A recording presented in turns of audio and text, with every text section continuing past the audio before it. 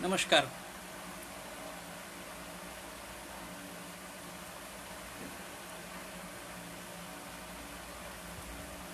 नमस्कार। हम बानी विद्युत प्रकाश मौर्य। आवाज आ रहल बा हमार?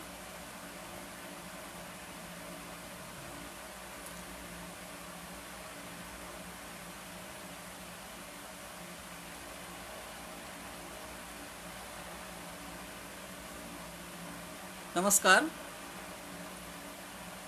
बताई केहू लोग आवाज आ रहल बा?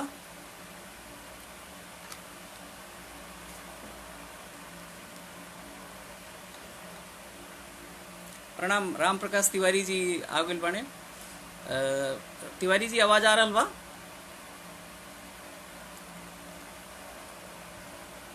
सुनतानी हमरा के आवाज आ रहल बा? हाँ, धन्यवाद तिवारी जी। तिवारी जी कहताने आवाज आ रहल बा। तो सारण भोजपुरिया समाज के पेज पर रउआ सब लोग के स्वागत बा। आ, हमरा हमरा खातिर ई बड़ा सौभाग्य के बात बा कि मौका मिलल बा रउआ सबसे बतकही करे के। एगो ई बड़ा रोचक विषय चुनल गइल बा बात करे खातिर। तो विमलेंदु भूषण पांडे जी व्यवस्थापक बने सारण भोजपुरिया समाज के, वो आ गइल बने लाइव पर। और सारण भोजपुरिया समाज के और दोसर तमाम सदस्य लोग भी धीरे धीरे जुड़ रहल बाने और सूरत आने जा। तो सब कोई के स्वागत बा। सबसे पहले तो हम इतना बढ़िया ग्रुप के बारे में सुन के बड़ा खुशी भइल हमरा कि भोजपुरी समाज के लोग के इतना एगो क्रिएटिव बा, इतना सुंदर ग्रुप बनल बा। और एमे रोचक विषय पर और सृजनात्मक सांस्कृतिक विषय पर चर्चा हो रहल बा। तो में हमरो के बात करे के मौका मिलल बा, ई बड़ खुशी के बात बा। तो सारण भोजपुरिया समाज से के लोग विमलेंदु भूषण पांडे जी संस्थापक बने, राम प्रकाश तिवारी जी बने का व्यवस्थापक से जुड़ल प्रशासनिक अधिकारी बने, गणपति सिंह गीत जी, ज्वाला सिंह जी बनी अध्यक्ष बनी, और सत्य प्रकाश यादव जी बनी महासचिव। और इस संस्था से जुड़ल तमाम सक्रिय लोग बने, जौना में अरविंद श्रीवास्तव जी बने, दिवाकर उपाध्याय जी बने, ब्रिजमोहन उपाध्याय जी बनी। ये सब लोग के नाम सुन के भी हमरा बड़ खुशी हो रहल बा कि ये सब लोग मिल के एगो बहुत बढ़िया अभियान के साथ काम कर रहल बाने लोग। तो हमनी के आज के बतकही के विषय बा कि भोजपुरी समाज में, भोजपुरी क्षेत्र में सैर सपाटा के स्थल, घूमे फिरे वाला जगह के बारे में हमनी के कुछ बातचीत करी जा। कुछ तो सबसे पहले तनी मनी हम अपना बारे में बता दी कि हमार नाम विद्युत प्रकाश मौर्य है। और हमार घर तो ऐसे रोहतास जिला में बा, लेकिन हमार बचपन के पढ़ाई लिखाई के ज़्यादा समय गुजरल बा हाजीपुर में। तो हाजीपुर एकदम सारण जिला के एकदम कोना में बा शहर। और हमरा याद बा ज़्यादा समय में जब हम हाजीपुर में रहत रही गंडक नदी के किनारे, तो सवेरे सवेरे मॉर्निंग वॉक पर टहले खातिर हम सोनपुर चल जात रही। सोनपुर मतलब सारण जिला। और सोनपुर जब भोजपुरिया समाज के स्थल के बात कइल जाओ कि घूमे फिरे के प्रसिद्ध स्थल, तो ओमे सोनपुर भी एगो बहुत बड़ नाम बा। तो हमनी के जे बातचीत बा ओकर शुरुआत बुझाता कि सोनपुर से ही कइल जाओ। तो सोनपुर के बारे में हमार जे समझ बा कि देखी, घूमे फिरे के स्थल आ पर्यटक स्थल के बात कइल जाओ तो भारत के जे भारतीय मानसिकता बा और ख़ास तौर पे भारतीय हिंदू समाज के मानसिकता बा, तो में सबसे पहले घूमे फिरे पर लोग बात करेला धार्मिक पर्यटन के, कि दोनों बात हो जाए। आदमी कहीं घूमे निकले तो देवी देवता के दर्शन लाभ भी मिल जाए और ओकरा साथ साथ घूमे फिरे नया जगह के देखे के भी मौका मिल जाए। तो धार्मिक पर्यटन के लिहाज से बात कइल जाओ, धर्म के लिहाज से बात कइल जाओ, तो सोनपुर प्रसिद्ध बा काहे खातिर? हरिहर क्षेत्र खातिर। हरिहर क्षेत्र मतलब हरिहर क्षेत्र के मंदिर। अब हरिहर क्षेत्र के मंदिर के बात कइल जाओ ना, तो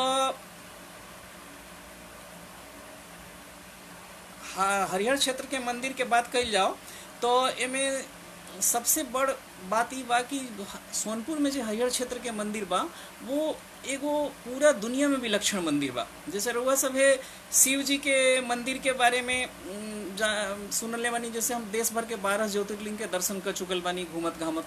तो अब सोनपुर के जो हरिहर क्षेत्र के मंदिर बा वो में एक ही मंदिर में हरि और हर दोनों के प्रतिमा बा। मतलब कि शिव जी भी बाणे, विष्णु जी भी बाणे, दोनों लोग मौजूद बाणे एक के मंदिर में, एक के गर्भगृह में। तो ये बहुत बड़ बात बा। ऐसन मंदिर पूरा दुनिया में कोनो नहीं खे। तो अब सारण जिला के बात कइल जाओ, सारण जिला के पर्यटक स्थल में सबसे बड़ जगह सोनपुर बा। और सोनपुर में हरिहर क्षेत्र के मंदिर बा। और हरिहर क्षेत्र के मंदिर जैसन मंदिर पूरा दुनिया में कोनो मंदिर हईले नहीं खे। माने सबसे बड़ गर्व के बात सारण के लोग खातिर नहीं बा कि हरिहर क्षेत्र के मंदिर। अब राम प्रकाश तिवारी जी बात करते हैं कि सोनपुर मेला के बारे में। सोनपुर मेला साल में एक बार लगा था, तो दुनिया में को वो सोनपुर मेला बहुत प्रसिद्ध मेला रहे। सोनपुर मेला के जो सोनपुर के आसपास रहता वो तो जाना था, लेकिन पूरे देश भर के टेक्स्ट बुक में, किताबन में सोनपुर मेला के बारे में पढ़ल जाते रहे। लोग का पढ़त रहे कि भाई दुनिया के सबसे बड़ पशु मेला है सोनपुर मेला। तो सोनपुर मेला के रूप बहुत बदल रहल बा। हम सबसे पहले 1978 में जब दूसरा क्लास में पढ़त रही तो सोनपुर मेला देखे गई रही। उसके बाद कहाली देखे के मिलल सोनपुर मेला। तो जे लोग सारण के बा वो तो सोनपुर मेला के बारे में, हरिहर क्षेत्र के बारे में काफ़ी कुछ जानते होखी।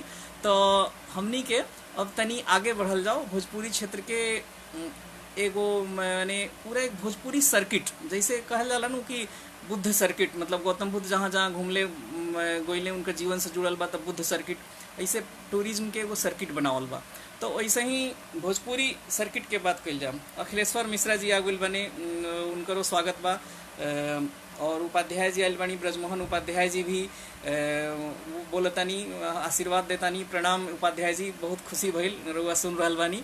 तो हम अपना बारे में तनी मनी बताई कि हम पत्रकार बानी हिंदुस्तान हिंदी दैनिक में, और हमारे वो शौक बा घूमे के। घूमे के मतलब पूरा देश में हिंदुस्तान के सब राज्य घूम ले बानी।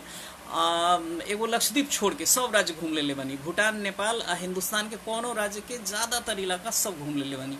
तो अब अपना बिहार में भोजपुरी क्षेत्र के बात कइल जाओ, भोजपुरी क्षेत्र के पर्यटन स्थल के बात कइल जाओ ना, तो भोजपुरी क्षेत्र 3 हिस्सा में हम बांट के देखतानी।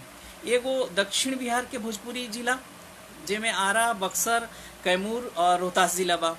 और उत्तर बिहार के भोजपुरी बोले वाला जिला उनमें सारण, सिवान, गोपालगंज, पूर्वी चंपारण, पश्चिमी चंपारण, प्रमुख रूप से ही 5 गो जिला बा।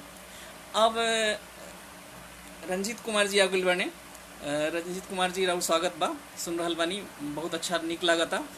और ओकरा बाद अब बात कइल जाओ में आगे, तो भोजपुरी के तीसरा क्षेत्र बा उत्तर प्रदेश। उत्तर प्रदेश में बनारस के आसपास के इलाका, गोरखपुर के आसपास के इलाका, ये पूरा भोजपुरी बोले वाला इलाका है। तो ये इलाका में भी बहुत सारा पर्यटन स्थल बा। लेकिन हमनी के सबसे पहले सोनपुर मेला के बात हो गई। अब आगे शुरू कइल जाओ तो देखी हाजीपुर से एगो आगे जब बढ़ब चंपारण खातिर तो एगो रास्ता बा वैशाली होके जाए के।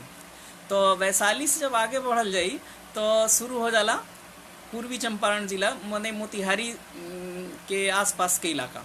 तो वो में हमनी के जब आगे बढ़ल जाई ना, तो सबसे पहले एगो जगह होता केसरिया। हम ये पूरा बतकही के शुरुआत केसरिया से कइल चाहत रही। केसरिया के का प्रसिद्धि बा कि देखी बहुत सारा ऐसा जगह बा, पर्यटक स्थल, घूमे फिरे के स्थल बा जे हमनी के आसपास बा, लेकिन हमनी के ओकर महत्व के बारे में ज़्यादा नहीं खींचा जानत। और ओकरा बारे में दुनिया के दूर के देश के लोग, दूर राज्य के लोग ज़्यादा जानत बा, हमनी के ओकर महत्व के बारे में कम जानत बानी जा। ऐसा भी बहुत चीज़ होला। वही में सबसे पहले हमार शुरुआत बा केसरिया से। केसरिया जगह जे बा वो वैशाली से जब हमनी के आगे बढ़ल जाई चंपारण में तो केसरिया आवता। केसरिया में बा बौद्ध स्तूप। वो बौद्ध स्तूप के का खासियत बा भाई? बौद्ध स्तूप तो कहल जाता कि 84,000 बौद्ध स्तूप बनल रहे। वो में से बहुत सारा माने बा जे देखल जा सकता, बहुत सारा के हालत ठीक नहीं थे। लेकिन केसरिया के बौद्ध स्तूप के ये खासियत बा कि ये दुनिया के सबसे बड़ बौद्ध स्तूप है। एरिया में, दायरा में सबसे बड़ बौद्ध स्तूप है। अपना देश के तो लोग कम, लेकिन केसरिया के देखे खातिर दुनिया के दोसर दूर दूर के बुद्धिस्ट कंट्री के लोग, गौतम बुद्ध के अनुयायी लोग केसरिया पहुंचत बा।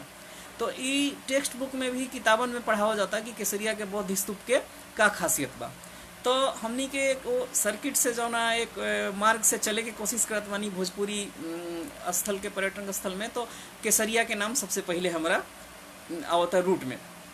अब केसरिया के बौद्ध स्तूप के देख के रउआ मान ली कि एगो टूर प्लान करके चल रहल बानी, चाहे एगो गाड़ी से चल रहल बानी, एगो ग्रुप चल रहल बा, तो वो सोनपुर से चली, हाजीपुर होके वैशाली होके केसरिया पहुँचल। केसरिया के बौद्ध स्तूप देख के आगे अब बढ़ी तो अरेराज। अब अरेराज एगो और प्रसिद्ध स्थल बा। अरेराज में भी शिव जी के मंदिर बा, महादेव के मंदिर बा। देखी आगे बने फिर उपाध्याय जी कहतानी भैया जी सादर प्रणाम, और आशीर्वाद बा, नेह बा, अच्छा लगता सुन के। तो अब बात कही जाओ अरेराज के। अब अरेराज बहुत प्रसिद्ध स्थल बा, धार्मिक स्थल बा। बिहार में अरेराज के बारे में दूर के लोग के कम मालूम बा, लेकिन अरेराज में शिव जी के एगो ऐसन मंदिर बा, ऐसन शिवलिंग बा जेकर बारे में एगो विलक्षण बात कहल जाला कि अरेराज के वो शिवलिंग के आकार कहल जाला कि वो लगातार धीरे धीरे धीमी गति से बढ़ रहल बा। मतलब कि एगो ऐसन शिवलिंग बा, ऐसन मंदिर बा कि ओकर शिवलिंग के आकार में अभिवृद्धि हो रहल बा, लगातार तनी तनी बढ़त हो रहल बा। ये अपने आप में एगो विलक्षण बात बा। अब ये बात बहुत लोगों के मालूम नहीं है, भोजपुरी समाज के हो सकता, हमनी के आसपास के लोग के भी बहुत कम लोग के मालूम होखे। तो अपना आसपास में ऐसन ऐसन विलक्षण चीज़ बा जौना के बारे में हमनी के मालूम नहीं है। तो अब देखी अरेराज से तनी आगे बढ़ी, अब पहुंच जाई मोतिहारी। मोतिहारी मतलब पूर्वी चंपारण जिला के मुख्यालय। मोतिहारी के अब नया नाम जोड़ दिहल गई बा, बापू धाम मोतिहारी। अब पूरा चंपारण के जे आपन इतिहास बा उ तो बैले बा। बापू के गांधी जी के नाम जोड़ला के बाद चंपारण के नाम पूरा दुनिया में गांधी जी से जुड़ के बहुत प्रसिद्ध हो गई बा। उ काहे तो उ काहे ऐसे कि गांधी जी जे अपन सत्याग्रह आंदोलन के शुरुआत कैले, देश के आज़ादी के एगो बिगुल बाजल आज़ादी से पहले सत्याग्रह के जो शुरुआत कैले, तो उ धरती रहे चंपारण के। गांधी जी अइले चंपारण, और उनका के लेके आयल राजकुमार शुक्ला जी। राजकुमार शुक्ला जी रहन एगो बहुत बड़ किसान, और वही होत रहे नील के खेती। नील के खेती में 3 कठिया प्रथा रहे, और ओकर से किसान लोग के बड़ी दिक्कत होत रहे। तो बापू के लेके अइले कि वो अंग्रेज अधिकारी के खिलाफ, अंग्रेज शासन के खिलाफ आवाज़ उठावस और नील के खेती कर रहल किसान लोग के मुक्ति दिलावस। तो बापू अइले, पटना से गइले, बापू स्टीमर से गंगा पार करके मुजफ्फरपुर एक रात रहले, मुजफ्फरपुर से मोतिहारी पहुँचले। मोतिहारी से बापू की शुरुआत भेल। तो मोतिहारी शहर के नाम के साथ अब जोड़ दिहल गई बा बापू धाम मोतिहारी। लेकिन अब देखिए मोतिहारी शहर के और भी कुछ खासियत बा। एगो शहर के बीच में बहुत बड़ झील बा मोतिहारी में, वो झील के नाम हो मोती झील।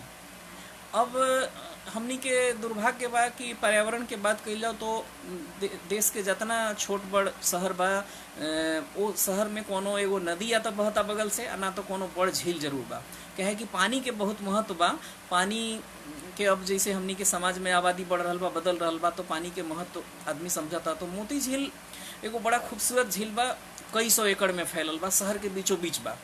तो मोतिहारी शहर में अगर पर्यटक स्थल के बात करी जाओ तो मोती झील भी अपने आप में एगो पर्यटक स्थल बा। लेकिन ओकरा मोती झील के आजकल हालत कुछ ठीक नहीं है, माने ओकर सौंदर्यीकरण के, सुधार के और में कुछ काम करे के स्थानीय लोग और प्रशासन के भी बड़ा जरूरी बा। लेकिन मोतिहारी से एगो और बहुत बड़ नाम जुड़ल बा, जॉर्ज ऑरवेल। जॉर्ज ऑरवेल एगो बहुत बड़ ब्रिटिश लेखक रहले, और जॉर्ज ऑरवेल कहाँ पैदा भइल रहलन तो मोतिहारी में। मोतिहारी में उनकर बचपन गुजरल। ठाकुर शैलेश समदर्शी जी आगुल बनी, रुआ के नमस्कार बा, और बड़ा अच्छा लगता कि लोग जुड़ रहल बाने, सुन रहल बाने। तो मोतिहारी के जॉर्ज ऑरवेल के बात करनी तो जॉर्ज ऑरवेल बहुत बड़ लेखक भइले, और उनकर एगो बहुत प्रसिद्ध उपन्यास बा 1984 अंग्रेजी में, दुनिया के बहुत भाषा में ओकर अनुवाद भइल बा। और जॉर्ज ऑरवेल जे 1984 लिखले रहले, उनकर पैदाइश बा मोतिहारी। मोतिहारी से उनकर बड़ रिश्ता बा। जॉर्ज ऑरवेल के ही बात का कइल जाओ, मोतिहारी से चंपारण से और बहुत बड़ बड़ लोग के रिश्ता बा। अभी देखी घूमे फिरे के बात कइल जाओ ना, तो घूमे फिरे के मतलब नीरा घूमल फिरल ना होला, खाली देवी और देवता के दर्शनों कइल ना होला। ओकरा से बड़ चीज़ ई बा कि हम जहाँ जा तनी ओइजा के इतिहास के बारे में, ओइजा के सभ्यता संस्कृति के बारे में समझे के जाने की कोशिश कल जाओ। जे चीज़ हमने के किताब में पढ़ा तानी जा रोज रोज, वो किताब में पढ़े वाला सब चीज़ के हम अपनी आँख से देखे के मौका मिलता घूमे फिरे से। तो घूमल फिरल के बहुत बड़ चीज़ ही बा। जैसे स्कूल कॉलेज के लोग एजुकेशनल टूर लेके जाला, बच्चा लोग के एक साथ ग्रुप में ले जाके और खास खास आसपास के जगह दिखावेला, या लोग इंडिया टूर पर जाला, दोसर दोसर राज्य के टूर पर जाला। तो ज्वाला सिंह जी आगुल बनी, ज्वाला सिंह जी अभिनंदन स्वागत बा, नमस्कार ज्वाला सिंह जी, बहुत अच्छा लगता रुआ सुन रहल बानी। तो देखी मोतिहारी में बात कहनी हम मोती झील के और जॉर्ज ऑरवेल के जन्मस्थली के। अब स्टेशन के नाम हो गए बा बापू धाम मोतिहारी। तो बापू जब जात रहले चंपारण में नील के खेती वाला इलाका में, तो पहले रुकले मोतिहारी में, तो नाम हो गई अब बापू धाम मोतिहारी, जॉर्ज ऑरवेल और इन सब के। अब देखी संयोग से जॉर्ज ऑरवेल की किताब 1984 हमारा हाथ में बा, ये देखी 1984 बाई जॉर्ज ऑरवेल। आजकल हम यह किताब पढ़ रहा बानी। तो अब मोतिहारी बेतिया से हिंदी फिल्म के एगो जाने मानल अभिनेत्री रहली हेलन के बचपन गुजरल रहे बेतिया में, लोग बताओ था। तो ऐसा बहुत सारा रोचक चीज़ बा जे हम जब कहीं कौन इलाका में घूमत फिरत बनी तो वो चीज़ के बारे में हमनी के जाने के चाहिए। तो अब देखी मोतिहारी से आगे बढ़ल जाओ, तो अब चले के आगे पश्चिमी। पहले बापू के सर्किट के बात कर ली गांधी जी से। तो अब रहुआ जब मोतिहारी से आगे बढ़ब तो बापू चलने तो कुमारबाग में रुकल रहले एक रात। कुमारबाग से आगे बापू के आश्रम कहाँ बा? भितिहरवा में। भितिहरवा कहाँ बा? नरकटियागंज के भीरी बा। नरकटियागंज से 12-15 किलोमीटर के दूरी पर एगो गांव बा भितिहरवा। तो बापू 1916-17 में वही जे रहले कई महीना, आश्रम बनौले। कस्तूरबा गांधी उनका साथे पहुँचली और बापू वही जे रह के किसान लोग के समझौले और अपन सब। तो रउआ लोग कभी घूमे जाए जा, अपन आग्रह बा कि अपन लड़का बच्चा लोग के लेके, नया पीढ़ी के लेके बापू के आश्रम भितिहरवा देखे जरूर जाए। हमरा मौका मिलल 1915 में, 2015 में, अभी इसे 5 साल पहले हम गोइल रही घूमे उन्हें इलाका में। तो भितिहरवा जाए के मौका मिलल। गांधी जी के आश्रम के बिहार सरकार सजा संवार के सुंदर बना देले बा। और वही जी बहुत सारा ऐसा चीज़ देखे के मिली रहुआ जौन बापू और कस्तूरबा गांधी इस्तेमाल कैले रहले।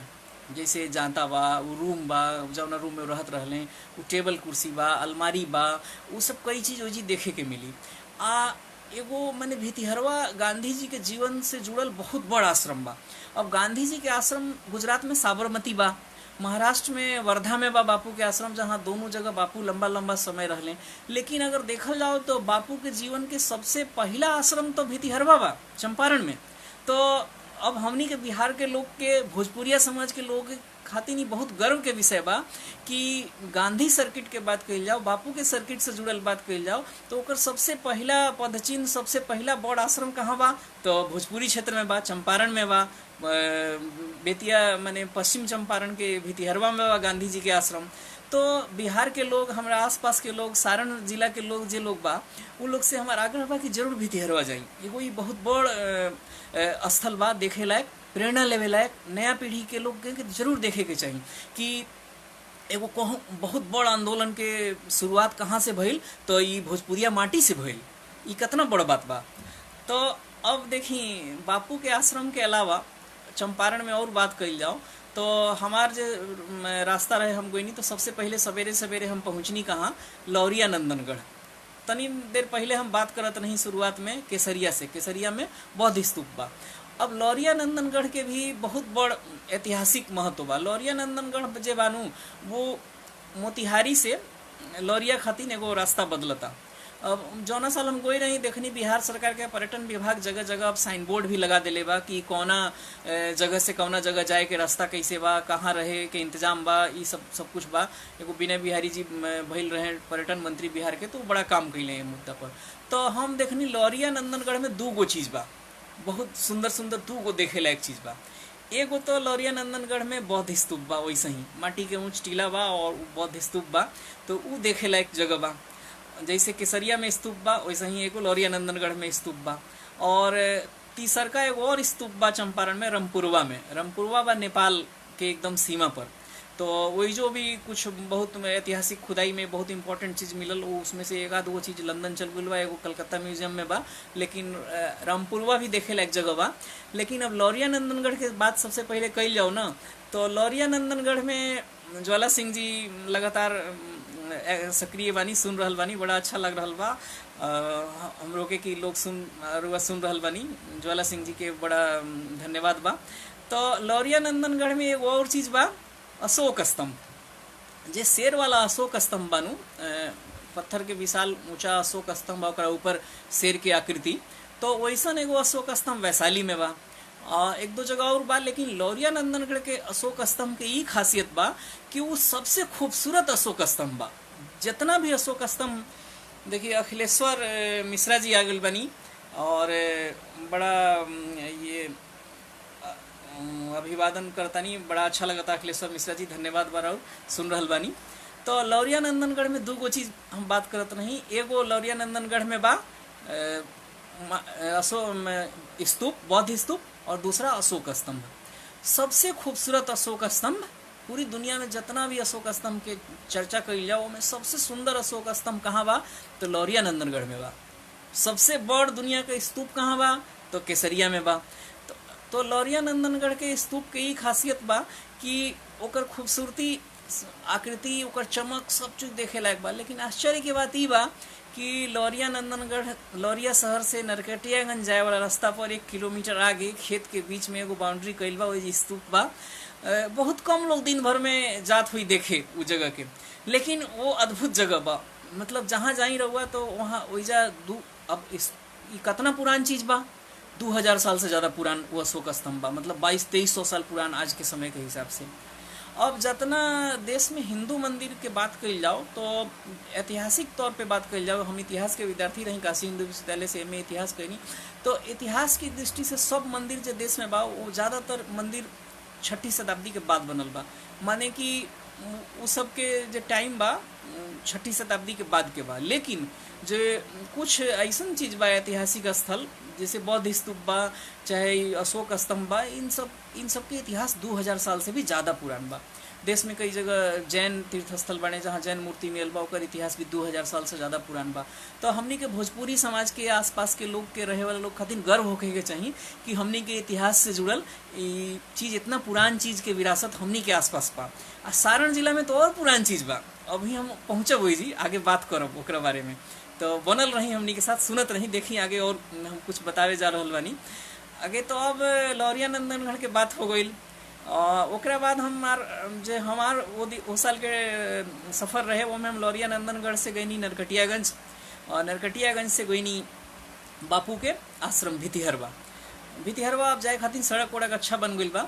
और कोनो जमाना में चंपारण के बारे में लोग कहत रहे 2-3 दशक पहले कि माने उन्हें कुछ अशांति रहे, डाकू लोग के आतंक रहे। अब वो सब चीज़ एकदम नहीं है। चंपारण हरा भरा बहुत खूबसूरत इलाका बा, घूमे लायक बा, परिवार के साथ जा सकतानी, रहुआ ग्रुप बना के जा सकतानी, बहुत आनंद आई। आज संयोग से अब देखी कि जून के महीना बा, आज 21 जून है, जून में यही आजकल के तारीख में हम गई नहीं घूमे। यह समय में चंपारण एकदम इतना हरियर लगत रहे, जे हर तरफ इतना हरियाली लौकत रहे। ये जे लौरिया नरकटियागंज के इलाका बानू, आम के बेल्ट बा, मैंगो मतलब आम के पेड़ में एकदम महकत रहे, आम के इतना सुंदर गंध आवत रहे।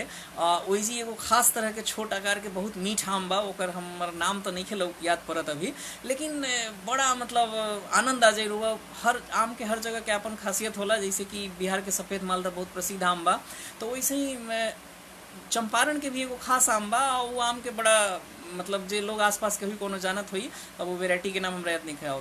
दोसर रहुआ के चंपारण के एक और खासियत बा, खाए पिए के बात कल जाओ, आम के बात आ गई तो भाई जहाँ रहुआ घूमे जाता नहीं, वही जी के खाए पिए के बढ़िया चीज़ के बारे में भी मालूम होके के चाहिए। वही जी के स्थानीय जो स्वाद बनो ओकर आनंद जरूर लेवे के चाहिए। तो जब चंपारण जाई तो आम के मौसम में वही जाके आम खाई, लेकिन सालों भर का खाई तो दही चूड़ा। चंपारण के दही के बारे में कहल जाला नु कि ओकरा से बढ़िया दही पूरा दुनिया में कहीं जमिए नहीं खे सकत। लोग कहेला जी के चंपारण के, हो सकता इमें सच्चाई भी हो, क्योंकि बात सही बा। हमहू जी दही चूड़ा खैनी एक जगह, मतलब चंपारण के दही के स्वाद जो बा अलबेला बा एकदम, माने रुआ याद रही समय तक। माने हर शहर के हर जगह के कुछ ऐसा चीज़ होला जे वही बढ़िया लगेला, माने वो चीज़ वैसने चीज़ कहीं और जगह। राम प्रकाश तिवारी जी लगातार सुन रहल बानी और अखिलेश्वर मिश्रा जी भी सुन रहल बानी, बड़ा निक लाग रहल बा। तो देखी बापू के बाद अब आगे चलल जाओ, यही मोतिहार बेतिया के इलाका जो पश्चिम चंपारण बा, उनमें अब एगो और बहुत खूबसूरत घूमे देखे लायक चीज़ बा। उ बा बगहा। बगहा से आगे जाई तो पहुँच जाए रउआ वाल्मीकि नगर। वाल्मीकि नगर में का बा, एकदम नेपाल के बॉर्डर बा। बूढ़ी गंडक नदी के उद्गम स्थल के नज़दीक पहुँचब तो जी बहुत बड़ बहुत पुरान जंगल बा। जंगल मतलब अब ओकरा के कहल जाला सरकारी भाषा में टाइगर रिजर्व मतलब नेशनल पार्क कहल जाला अंग्रेजी में, आजकल नाम हो गई सरकार देता अभयारण्य, अंग्रेजी में नेशनल पार्क। तो टाइगर रिजर्व बा मतलब बिहार में और अपना भोजपुरी इलाका में बाघ के शरण स्थली बा। और वाल्मीकि नगर टाइगर रिजर्व में बाघ बढ़िया संख्या में बा। और वही जी रहे खातिर बड़ा इंतजाम बा। रुआ जाई तो सरकारी गेस्ट हाउस बा, एक आध कुछ प्राइवेट होटल भी बन गई बा। बंद जीप में जाके और पूरा जंगल में विहार करी, नदी में स्नान करी, वो जी बांध देखी। ओकरा बाद जंगल में विचरण करत करत रुआ के बाघ देखे के मिल जाए। सर लोग बाघ देखे खातिर कहाँ कहाँ जाता भाई, तो वही मध्य प्रदेश में लोग जाता, दक्षिण भारत में लोग बांदीपुर जाता, कर्नाटक में, तमिलनाडु में मधुमलाई जाता लोग। तो रुआ मध्य प्रदेश जाए की जरूरत नहीं है, रुआ कर्नाटक जाए की जरूरत नहीं है। अरे अपना राज्य में अपना भोजपुरी इलाका में भी रुआ जा सकता नहीं वन विहार करे बाघ देखे खातिर। अब बाघ वाल्मीकि नगर टाइगर अभयारण्य के बड़ा सुधार हो गई बा आजकल, वही रहे के व्यवस्था बा देखे खातिर। बिहार सरकार के पर्यटन विभाग जे बानू इधर कुछ साल में बहुत बढ़िया काम कैले बा। अखिलेश्वर मिश्रा जी लिख रहल बानी कि बड़ा अच्छा लगा था लोग के कमेंट सुन के। तो अब वाल्मीकि नगर के बाद रहुआ मतलब पूरा एगो अगर कोई रूट बनाए घूमे खातिर तो पूरा ही केसरिया से लेके अरेराज, मोतिहारी, बापू के भितिहरवा आश्रम, वाल्मीकि नगर, ये सब मिला के एकदम 3-4 दिन के 2-3 दिन के 2 से 4 दिन के बहुत खूबसूरत एगो घूमे फिरे वाला टूर बन सकता। ये पूरा मोतिहारी बेतिया मतलब पूर्वी चंपारण पश्चिमी चंपारण के बेल्ट के। तो ये तिवारी जी कहता है कि वो वाल्मीकि नगर के बारे में जानकारी देता नहीं, बड़ा अच्छा बा। ये मधुबाला सिन्हा जी आ गई बड़ी लाइव सुनताड़ी और प्रणाम बा मधुबाला जी रहुआ, और बड़ा अच्छा लगा था रुआ सुन रहल बानी।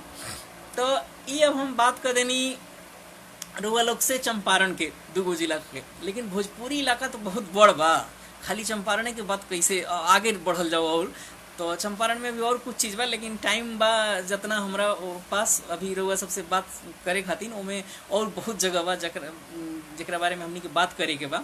तो रउआ लोग ज़्यादातर लोग सारण भोजपुरी समाज के बानी जा, तो ज़्यादातर लोग के सारण जिला से जुड़ल बानी जा, तो अपना जिला के बारे में तो रउआ लोग ज़्यादा जानत होखब जा।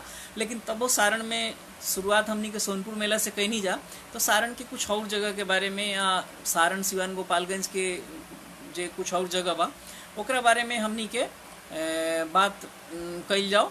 तो देखी सोनपुर से जब आगे बढ़ब जानू तो एगो दिघवारा के पास देवी स्थान बा, अंबिकेश्वर भवानी के मंदिर बा। तो वो बहुत प्रसिद्ध भवानी मंदिर बा। तो रुआ लोग के घर कई लोग के आमी के आसपास हुई, तो लेकिन बाहर के लोग के बारे में कम मालूम बा आमी के बारे में, तो दूर के लोगों के बारे में बताई जा। और लोग जे आवे आप रुआ लोग सारण छपरा के जे बानी जा वही ले जाई जा कि देखी एगो शक्ति के बड़ स्थल बा आमी के बारे में हम हाजीपुर में रहत रही तो सुन ले बानी। लेकिन एगो और जगह बा बहुत प्रसिद्ध।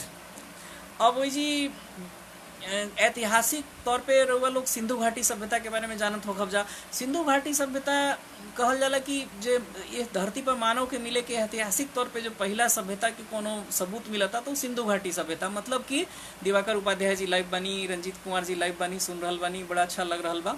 तो सिंधु घाटी सभ्यता के जो स्थल रहे कहाँ, पाकिस्तान में चल गई हड़प्पा, मोहनजोदाड़ो, राजस्थान में बा कालीबंगा, मेरठ के पास एगो जगह बा आलमगीरपुर, गुजरात में एगो जगह बा लोथल। ये सब जगह में कहल 5000 साल पहले आज से 2500 साल पहले के बीच में इन सब जगह पर सभ्यता के सबूत मिलल बा। लेकिन हमरा भोजपुरी समाज खातिर एगो बहुत गर्व के बात बा कि सिंधु घाटी सभ्यता के एगो शहर रहे कहाँ, अपना सारण जिला में। कौन जगह? चिरांद। चिरांद आजकल एगो छोट सामान्य किस्म के गांव बा, सोनपुर से छपरा जाए के रास्ता में पड़ेला। तो चिरांद में सिंधु घाटी सभ्यता के समय के अवशेष मिलल बा। पूरा बिहार में जहाँ तक हमरा मालूम बा कि वो एकमात्र जगह बा। आशा सिंह जी लाई बाइल बड़ी नमस्कार बा रहुआ के, सुनल बनी अच्छा बा। तो देखी सोनपुर दिघवारा आमी के बाद चिरांद एगो बड़ जगह बा। चिरांद के बारे में अपना लड़का लोग के, अपना नया पीढ़ी के बतावल बहुत जरूरी बा कि देखी एगो ऐसन जगह रहे जो जौन सिंधु घाटी सभ्यता के समय हड़प्पा मोहनजोदड़ो के काल में भी रहे जगह। और हमनी के भले हुए जी कुछ देखे जाने लायक बहुत कुछ आजकल हड़प्पा काल के चीज़ देखे के ना मिलो चाहे मिलो, हमनी के वो जगह के जरूर जाके देखे के चाहिए नज़दीक से कि ये जो एगो जगह बा जे 5000 साल पहले आबाद रहे, शहर रहे, और ओकर व्यापार कारोबार दोसर दूर दूर के शहर के साथ होत रहे। तो अब चलल जाओ छपरा, आगे बढ़ल जाओ। तो जहाँ तक हमरा जानकारी बा कि उन्हें उस इलाका में जो सबसे बड़ देवी के मंदिर बा वो थावे मैया के मंदिर बा। शक्ति के बहुत बड़ पीठ बा, दरबार बा। धार्मिक पर्यटन स्थल के बात कर जाओ तो उत्तर बिहार के सबसे प्रमुख जगह में से बा थावे देवी मैया के मंदिर। ए पर भोजपुरी में सिनेमा भी बनल बा, बहुत सारे लोग थावे के बारे में जानता। तो अपना आसपास जैसे रुआ दूर वैष्णो देवी जाता नहीं, शक्ति पीठ दूर दूर के जाता नहीं, तो अपना इलाका में थावे बहुत बड़ शक्ति पीठ बा। और अब बात कर जाओ छपरा से आगे बढ़े से पहले दक्षिण बिहार के कुछ हम पर्यटक स्थल के बात करब जगह के, लेकिन ओकरा पहले अपना सारण सिवान गोपालगंज पुरान जे एगो जिला रहे छपरा, वो जिला के 2-3 गो और बहुत जरूरी चीज़ बा जे जरूर नाम ले एकदम ओकरा बारे में चर्चा की बहुत जरूरी बा। 3 गो बड़ नाम, एगो तो डॉक्टर राजेंद्र प्रसाद जी जे बिहार के माने बहुत बड़ सपूत भइले। राजेंद्र प्रसाद जी के जन्मस्थली बा जीरादेई। तो कभी पर्यटक स्थल घूमे के कोनो माने ऐसा जगह जहाँ से जाके प्रेरणा मिले देखे के बात कर जाओ तो जीरादेई भी जाए के चाहिए। और राजेंद्र बाबू के जो जन्मस्थली बा उ जगह के देखे के चाहिए, वो माटी के प्रणाम करे के चाहिए जौना माटी से एगो इतना बड़ सपूत निकल जेकरा कारण बिहार के भोजपुरी समाज के पूरे दुनिया में बड़ नाम भइल। देश के पहला राष्ट्रपति भइले, 2 साल राष्ट्रपति रहले। उनका जैसन मतलब दिमाग वाला, उनका जैसन सभ्य संस्कारी राजनीति में और माने कोनो माने उतना बड़ नाम माने ढूंढल मुश्किल बा। तो राजेंद्र बाबू के जन्मस्थली जीरादेई। अब तनी और आगे चली तो माझी के पुल के करीब पहुंची जहाँ से उत्तर प्रदेश शुरू होता सीमा, वही जी एगो गांव बा सिताब दियारा। सिताब दियारा गांव केकर गांव है? जयप्रकाश नारायण के, लोकनायक जयप्रकाश नारायण। आज़ादी के बाद के बहुत बड़े एगो क्रांतिकारी नेता और आज़ादी स्वतंत्रता आंदोलन में भी उनका बड़ भूमिका रहे। तो जयप्रकाश बाबू के जन्म भूमि है सिताब दियारा। अब बहुत कम लोग सिताब दियारा देखे घूमे रूटीन में जाला, लेकिन सिताब दियारा भी वही जी जयप्रकाश नारायण के जन्मस्थली के उनकर घर के सुधार के और ठीक करके देखे घूमे लायक बना दिहल गई बा। वही जी मतलब लाइब्रेरी बा, उनकर जन्मस्थली उनका से स्मृति जयप्रकाश बाबू के स्मृति से जुड़ल कई गो चीज़ बा। तो हमनी के जब भी शुरू में हम बात कही कि हम घूमे फिरे काहे घर से आदमी निकलेला, 2 बात खातिर निकलेला। एक तो कि भाई भगवान के दर्शन भइल, आस्था भइल, लेकिन ओकरा साथ साथ ज्ञान बढ़ावे खातिर। जे आदमी घूमत फिरत बा खाली किताब में पढ़ के ना, जब आदमी अपना आँखों से कई चीज़ देखेला तो आदमी के ज्ञान बहुत बढ़ेला। तो ज्ञान बढ़ावे खातिर घूमल फिरल बहुत जरूरी बा। तो वो में हमनी के सिताब दियारा जाके जयप्रकाश बाबू के वो जन्मस्थली भी जरूर देखे के चाहिए। अखिलेश्वर मिश्रा जी बार बार स्नेह दे रहल बानी, बड़ा अच्छा लगता कि सुन रहल बानी और हमरो अच्छा लगता।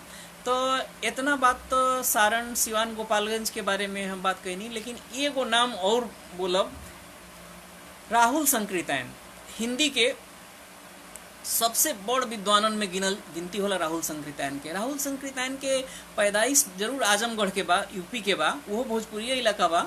लेकिन राहुल संकृतायन जैसे गांधी जी के संघर्ष के शुरुआत चंपारण से भइल, वैसे ही राहुल संकृतायन के जीवन के बहुत साल बहुत समय कहाँ गुजरल तो सारण जिला में, अपना सारण जिला में। वही जी वो किसान लोग खातिर आंदोलन कैले, वही जी वो परसा एगो जगह बा, वही जी आश्रम में मठ में महंत बन के रहत रहले और वही जी सारण जिला के लोग खातिर वो बहुत काम कैले कई साल तक। एगो किताब लिखले बने राहुल संकृतायन, हमारे संघर्ष के साथी।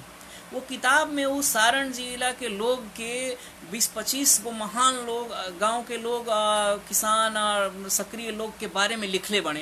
वो किताब पढ़ के हमरा इतना नीक लागल कि वही से हमरा पता चलल बहुत कि वो सारण जिला में राहुल संकृत्यायन जी कतना काम कैनी। राहुल संकृत्यायन जी तिब्बत गईनी, श्रीलंका गईनी, बुद्धि साहित्य पर इतना काम कैली। उनकर अंतिम समय दार्जिलिंग में गुजरल, वही जे उनकर समाधि बा।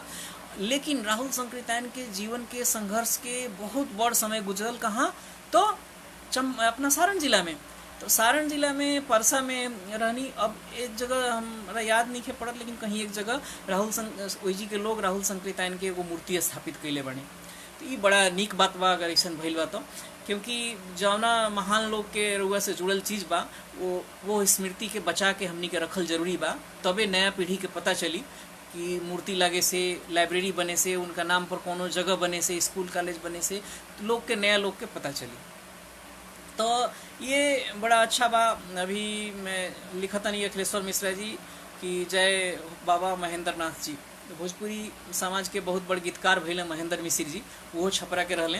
तो महेंद्र मिश्र जी के स्मृति में छपरा में कुछ बा कि नइखे बनल कोनो, ये हमरा मालूम नइखे, लेकिन उनको स्मृति में कोनो मूर्ति, कोनो संस्थान, कोनो चीज़ बने के चाहिए, जैसे कि अगला पीढ़ी के पता चले कि और का चीज़ बा। देखी चंपारण, सारण, सिवान, गोपालगंज के बारे में बात करत करत आधा से ज़्यादा टाइम निकल गई बा।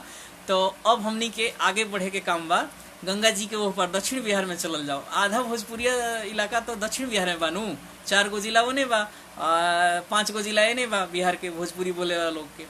तो अब चली दक्षिण बिहार में। दक्षिण बिहार के रिश्ता अब जब पुल बन गई बा आरा छपरा के बीच में, तो बड़ा नज़दीक हो गई बा। न तो पहले लोग पटना होके जाते रहे, अब रुआ सारण के लोग के जाए के बा आरा तो सीधे आरा से छपरा पुल से चल जाएंगे। वो रास्ता में घर पड़ी भिखारी ठाकुर के। भिखारी ठाकुर के गांव भी बा कुतुबपुर, छपरा से बहुत दूर नहीं खे। भिखारी ठाकुर भोजपुरी के शेक्सपियर कहल जाला। भिखारी ठाकुर के जन्मस्थली एने बा, और उनकर ज़्यादा प्रोग्राम जो होते रहे बक्सर, आरा, कुल्हड़िया, माने उन्हें वो इलाका में होते रहे। भिखारी ठाकुर बहुत बड़ नाम हल, कलकत्ता भी गईले, कहाँ कहाँ गईले, मतलब। तो अब वही रास्ता से अब तो पटना जाए की जरूरत नहीं है, सड़क के रास्ता से आरा चलिए। तो आरा शहर प्रसिद्ध बा, अरण्य देवी के मंदिर बा, वो भी एगो शक्तिपीठ है। आरा शहर के नाम जो बनल बा नो अरण्य देवी से बनल बा। कहल जाला कि आरा कोनो जमाना में बहुत बड़ जंगल रहे, अरण्य रहे, तो अरण्य में, जंगल में एगो देवी के मंदिर बनल, और देवी के नाम है अरण्य देवी। अरण्य देवी से बिगड़ के हो गई आरा शहर। तो आरा शहर में भी एगो शक्ति के बड़ स्थल बा। और आरा शहर के नाम बा 1857 के क्रांति के बहुत बड़ नाम बाबू कुंवर सिंह, बीर कुंवर सिंह से। बीर कुंवर सिंह रहले जगदीशपुर के जमींदार। तो जगदीशपुर में बीर कुंवर सिंह के स्मृति में आरा शहर से कुछ किलोमीटर, 25-30 किलोमीटर दूर जाए पर पहुँचब तो जगदीशपुर पहुँचब। तो आरा जिला के 2 गो प्रसिद्ध, आरा के अलावे जगदीशपुर बहुत बड़ शहर बा। मैंने जगह बा जहाँ बाबू कुंवर सिंह के स्मृति में उनकर भाई अमर सिंह के वीर गाथा ये सब से रूबरू हो सकता नहीं जगदीशपुर जाके, और बाबू कुंवर सिंह से जुड़ल चीज़ हुई जी, उनका स्मृति से जुड़ल चीज़ देख सकता नहीं। लेकिन और तनी आगे बढ़ल जाओ। अब आरा से भोजपुर जिला पुराना नाम हो, भोजपुर जिला के नाम पर भोजपुरी भाषा के नाम बनल बा, भोजपुरिया समाज के नाम बनल बा। तो जिला के नाम हो भोजपुर, पुरान नाम रहे जिला के शाहाबाद। शाहाबाद जिला से कट के बनल 2 गो जिला, भोजपुर रोहतास। भोजपुर रोहतास से अब 4 गो जिला बन गई बा। बक्सर जिला बन गई बा, उन्हें एगो कैमूर जिला बन गई बा। तो अब देखी कि बक्सर जाए तो बक्सर में भी गंगा जी के तट बा, गंगा जी के घाट बा। बक्सर भी कुछ चीज़ खातिर बहुत प्रसिद्ध बा। बक्सर में नौलखा मंदिर बा एगो, बक्सर में रामरेखा घाट बा। ये दोनों बक्सर के प्रसिद्ध जगह बा। आसपास के लोग बहुत बक्सर पहुँचेला, हर समय एकादशी पर हर महीना मेला लगेला। बक्सर के भी एगो अपन नाम बा। और बक्सर के जेल भी बा। तो जेल ऐसे टूरिस्ट के लिहाज से तो ना जा सके नहीं जेल घूमे खातिर, लेकिन बक्सर के जेल के भी बहुत नाम बा। बक्सर के जेल में रस्सी बनेला, जो फांसी पे चढ़ावे वाला, जो रस्सी फांसी पे लटकावे वाला बनता, वो बक्सर के जेल से बनता। तो अब देखी BM उपाध्याय जी बोलता नहीं, नमस्कार बार हुआ, बम भोले। हाँ जी, बम भोले। तो अब चलल जाओ रोहतास जिला में। शाहाबाद जिला के बड़ हिस्सा रोहतास जिला में कई वो चीज़ ऐसा बा जो पूरा देश दुनिया में विलक्षण बा। तो अब रोहतास जिला मतलब ओकर मुख्यालय बा सासाराम। आरा से दूरी बा 100 किलोमीटर दक्षिण की तरफ। आ रोहतास जिला बिहार के आखिरी जिला है। यूपी से लागता एकर सीमा और ओने मध्य प्रदेश से लागता। मध्य प्रदेश के सीधी जिला जुड़ल बा बीच में, लेकिन कैमूर के पहाड़ी बा। आ कैमूर के पहाड़ी के तलहटी में पूरा इलाका मैदानी भाग बा रोहतास जिला के। तो रोहतास जिला सोन नदी से सिंचित इलाका बा। लेकिन रोहतास जिला के कुछ पर्यटन स्थल के नाम लेब तो ओमे देखी सबसे पहले कहाँ से शुरू करी हम, तो देवी के मंदिर से। मुंडेश्वरी देवी के मंदिर बा रोहतास जिला में। अब रोहतास जिला में नहीं खे, अब आ गइल बा कैमूर जिला में।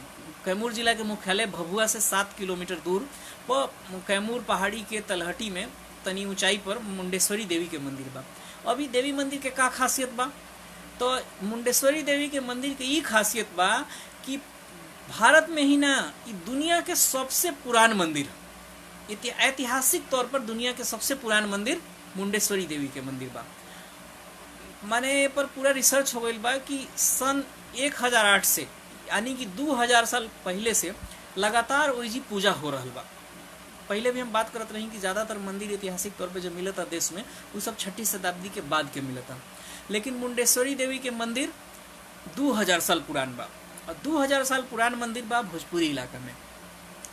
तो अब काफ़ी लोग मुंडेश्वरी देवी के मंदिर जाए लगल बा। लोग ओकर धीरे धीरे प्रसिद्धि बढ़ रहा बा। जैसे जैसे लोग के बारे में मालूम होता तो खाली रोहतास जिला के लोग ना दूर दूर से लोग वही पहुँच रहा बा। तो मुंडेश्वरी देवी के मंदिर भी आजकल जाइल बहुत आसान बा। भभुआ कैमूर जिला के मुख्यालय भभुआ में रुक सकतानी, और वही से 7 किलोमीटर की दूरी बा। बड़ा आराम से दर्शन करके आ सकतानी। अभी हम हाल में गई रहनी है, बड़ा अच्छा लगल जी जाके। मंदिर के वास्तुकला भी, मंदिर के भवन डिजाइन सब ऐतिहासिक बा। मैंने देख के एकदम आनंद आ जाता। देवी के दर्शन करके बहुत आत्मिक प्रसन्नता खुशी होला। अब मुंडेश्वरी देवी के मंदिर के इलाका में एगो नदी बहतिया, दुर्गावती नदी। दुर्गावती नदी के आगे जब चलब न रुआ तो कैमूर से तनी आगे जाके रोहतास जिला में एगो जगह बा चेनारी। चेनारी के ऊपर 2 गो चीज़ बा। पहले धार्मिक स्थल के बात कही जाओ, वही गुप्ता बाबा के धाम, शिव जी के मंदिर बा। वो मंदिर कहाँ बा? गुफा में बा, एकदम पहाड़ में जाए के बा। अभियो जाए खातिर गुप्ता बाबा रुआ के 8 से 10 किलोमीटर पैदल चले के पड़ेला। कोनो वाहन जाए के रास्ता ठीक से नहीं खे, ट्रैक्टर मोटरसाइकिल लोग कुदा कुदा के ले जाला वही तक। लेकिन गुप्ता बाबा के धाम तक पहुँचे के बाद वही गुफा में अंदर जाए के पड़ेला। पहले रास्ता रहे लेट के जाए के पड़त रहे, ऑक्सीजन के कमी हो जात रहे। हमारे बाबा बचपन में कहानी हमरा के सुनावत रहले गुप्ता बाबा के धाम के बारे में। लेकिन अब गुप्ता बाबा के धाम जाए खातिर रास्ता बन गई बा चौड़ा। अब जाए में कोनो दिक्कत नहीं खे, ऑक्सीजन के कमी ना होखेला। और पूरा गोरखपुर हम गई रही तो गोरखपुर से लोग कहाँ से दूर दूर से लोग दर्शन करे आवता। वही जी पटना से लोग आवेला, मोकामा से दूर दूर से लोग आवता। तो शिव जी के एगो बहुत प्रसिद्ध धाम बा। वो मंदिर नहीं खे, लेकिन गुफा में शिव जी के स्थल बा। तो वो माने बहुत प्रसिद्ध जगह बा। मुंडेश्वरी देवी और गुप्ता बाबा के धाम दोनों कैमूर के पहाड़ी के नीचे बा, माने लगल बा। लेकिन कैमूर के पहाड़ी के बारे में एक और चीज़ रहुआ के विलक्षण बात बता दी। अब देखी टाइम रह गई बा 10-12 मिनट और रहुआ सबके साथ बतियावे के।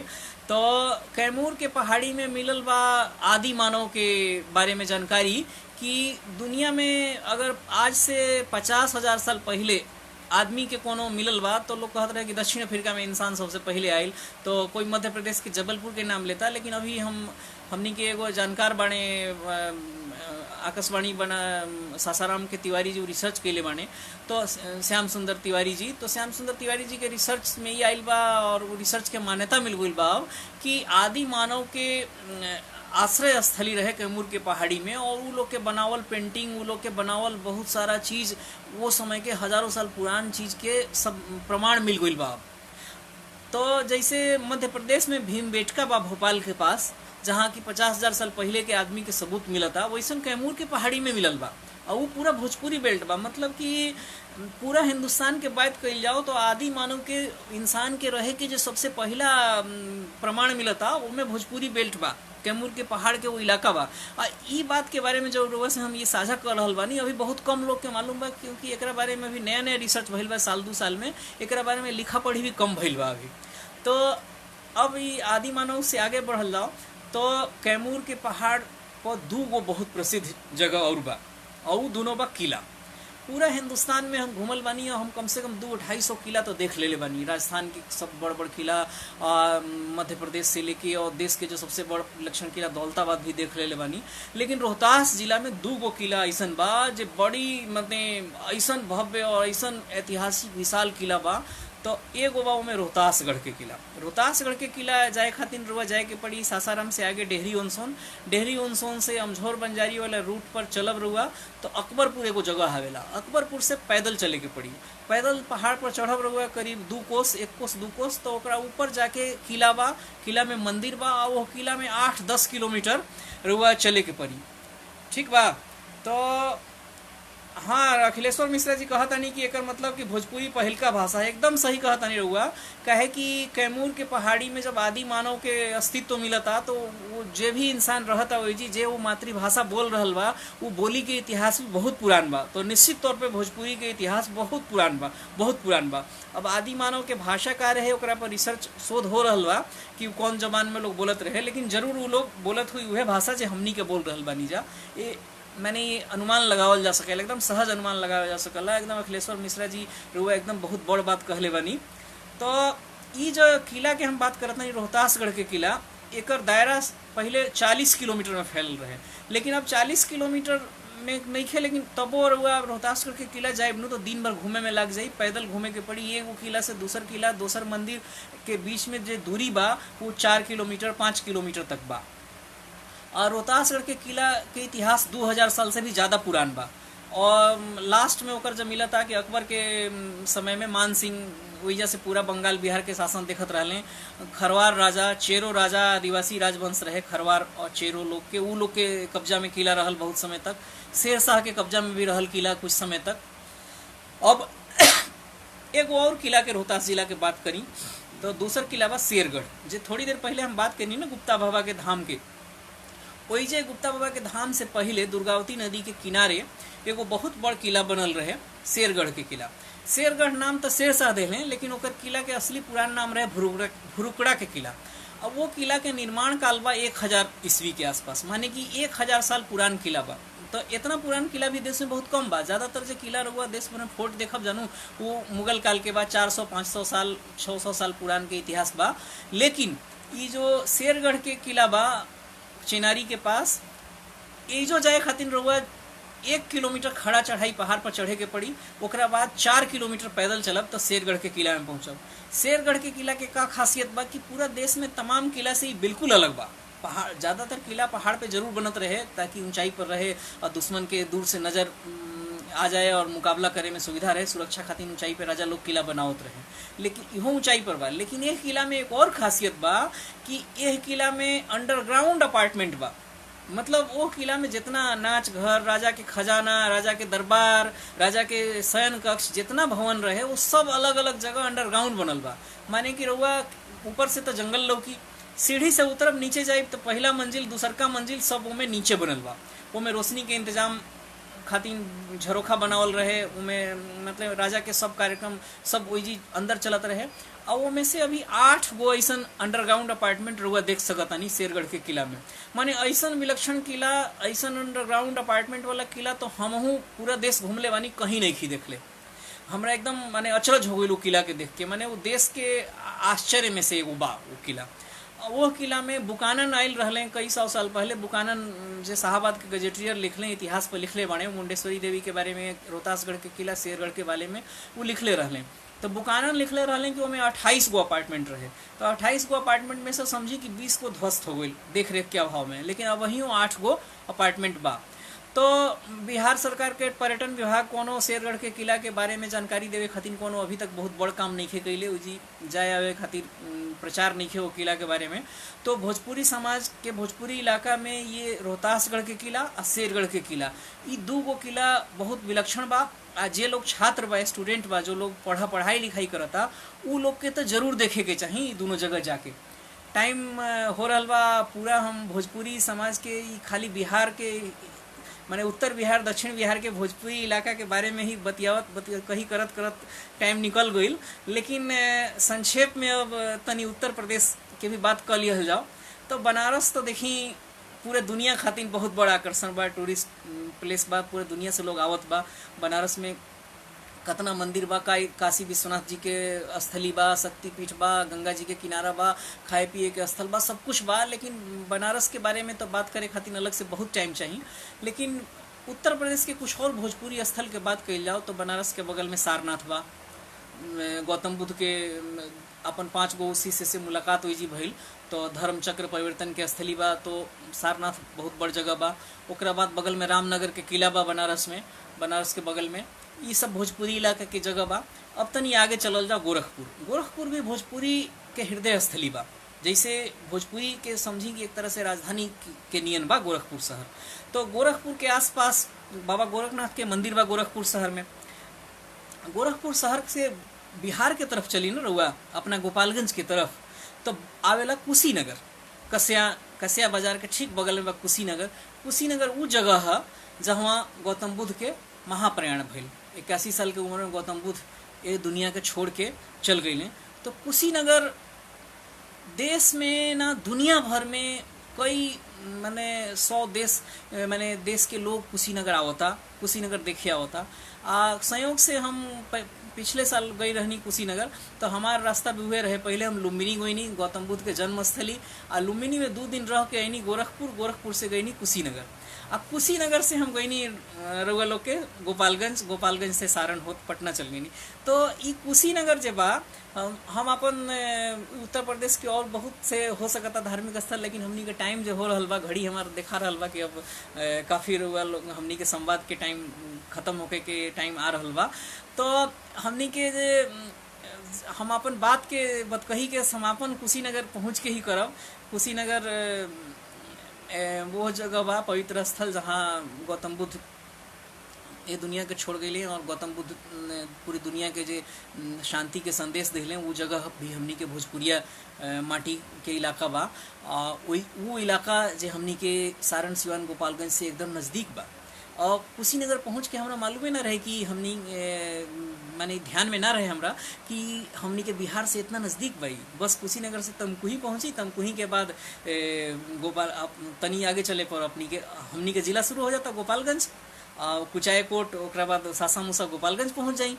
तो जे लोग आवल चाहता उत्तर प्रदेश के पर्यटन स्थल के देखे खातिर, तो उन्हें से सारण, सिवान, गोपालगंज से चली तो तुरंत सब लोग कुशीनगर पहुंच जाए। कुशीनगर के बाद गोरखपुर आई, गोरखपुर से आगे आई तो सिद्धार्थ नगर आई, और लुम्बिनी वही से बहुत नज़दीक बा, जो गौतम बुद्ध के जन्मस्थली बा। ये सब जगह जा सकता नहीं। अच्छा, चलत चलत एगो बात और हम कह दी कि भोजपुरी के मतलब खाली बिहार और उत्तर प्रदेश नहीं खे, भोजपुरी मतलब नेपाल भी बा। पूरा नेपाल के तराई के जो लोग बा, ये पूरा जे सिद्धार्थ नगर गोरखपुर से लागत जे नेपाल के इलाका बा 20 किलोमीटर अंदर तक, और ओने चंपारण से जे नेपाल के लागत इलाका बा 20 किलोमीटर अंदर तक, इन सब जगह के लोग भी भोजपुरी बोलता। तो वो इलाका लुम्बिनी जो गौतम बुद्ध के जन्मस्थली बा, वो भोजपुरी इलाका है, भोजपुरी माटी है। तो अब देखी कि भोजपुरी के भाषा के अपना आंगन में कतना बड़ बड़ धार्मिक से लेके ऐतिहासिक से लेके बड़ बड़ महापुरुष से जुड़ल तीर्थ स्थली बा। ई हमनी के भोजपुरी समाज के खातिर गर्व होखे के बात बा। और ई गर्व के अपना में रखे के जरूरत नहीं है, गर्व के बहुत बड़ प्रचार प्रसार करे के जरूरी बा। दूर दूर के लोग जो बाड़े ना, वो लोग के बतावे के जरूरी बा कि आई देखी हमनी के आसपास कौन कौन सब बड़ स्थल बा और देखे के जगह बा। और अपना नया पीढ़ी के भी बतावे के बहुत जरूरी बा। बहुत बहुत धन्यवाद। हमनी के बात भइल। राम प्रकाश तिवारी जी के धन्यवाद, और अध्यक्ष जी जे बानी उनकर बहुत बहुत धन्यवाद, जे इतना बड़ ग्रुप शुरू कैनी और ई ग्रुप में जे इतना हमनी के बात करे के मौका मिलल। तो ये अब देखें कि माने हमनी के जो बानी जा, ये भोजपुरी समाज के थाती बा, ये सब भोजपुरी के स्थल, और एक पूरा एगो माने डॉक्यूमेंटेशन कल जाओ, घूमल जाओ। आ सबसे बड़ हमार जात यह विनती बा कि रउआ सब लोग खुद ना, कम से कम अपना नया पीढ़ी के जरूर, मतलब जे नया पीढ़ी बा वो लोग के जरूर बताई भोजपुरी माटी के बारे में, भोजपुरी गौरव के बारे में। अपना इलाका में जो बड़ बड़ सब जगह बा, तो वो सब जगह के बारे में रउआ सब जरूर बताई। तो ये माने बहुत बड़ बात हुई, ताकि नया पीढ़ी के लोग के मालूम हो कि हमारा आसपास में कौन कौन जगह बा, कई सब चीज़ बा। अरविंद श्रीवास्तव जी बानी लाइव लिखतानी, जय भोजपुरिया माटी, एकदम रुआ सही कहतानी, जय भोजपुरिया माटी। जय भोजपुरिया गौरव, जय भोजपुरिया समाज। भोजपुरिया समाज के लोग और भोजपुरिया समाज के लोग मतलब समझेला कि खाली गीत गाओ नहीं, खाली गीत गाओ नहीं भोजपुरिया ना। भोजपुरिया में तो सोची कि दर्शन बा, बड़ बड़ विद्वान लोग बाड़े जी, माने वही भोजपुरिया माटी में गौतम बुद्ध बाड़े, वही भोजपुरिया माटी में डॉक्टर राजेंद्र प्रसाद बाड़े, वही भोजपुरिया माटी में महेंद्र मिश्र जी बाड़े, वही भोजपुरिया माटी में लोकनायक जयप्रकाश नारायण जी बानी, वही भोजपुरिया माटी में राहुल संकृतायन जी बानी। माने भोजपुरिया माटी के तो माने ये बहुत उर्वर बा, अंग्रेजी में कहल जाता फर्टाइल बा। मतलब यह माटी से लोग दुनिया भर में जाके खुशबू बिखेर रहल बाने। लेकिन यह अपना माटी पर गर्व करे के जरूरत बा, यह अपना माटी के आगे के नया पीढ़ी के लोग के समझावे के बतावे के जरूरत बा। लोग गर्व करे, लोग समझो, अपना विरासत, अनमोल विरासत के पर गर्व करे और अपन विरासत के हर आदमी ब्रांड एम्बेसडर बनो। मतलब जौन रउआ लोग के अगला पीढ़ी के हमनी के जो लड़का लोग बा उ लोग के हम इतना कुछ बताई ये इलाका के बारे में कि वो लोग दुनिया भर के बतावे अपना बारे में। जैसे गुजराती के गुजराती होके पर गर्व बा, मराठी लोग के मराठी होके पे गर्व बा, तमिल कन्नड़ लोग के कन्नड़ होके पर गर्व बा, वैसे ही अपन भोजपुरिया माटी, अपन भोजपुरिया बोली, अपन भोजपुरिया भाषा और अपन भोजपुरिया समाज के आसपास के जो चीज़ बा, विरासत के स्थल बा, वो पर हमनी के पूरा खूब गर्व होके के चाहिए। तो बहुत बढ़िया बात भइल, हमरो बड़ा नीक लागल, इतना लोग सक्रिय होके सुन रहल बा, लगातार कमेंट करत रहल, सो बड़ा नीक लागल। तो इतना सब लोग से जुड़ के, कुछ नया परिचित लोग, कुछ पुरान लोग, सब लोग से मिल के खूब नीक लागल।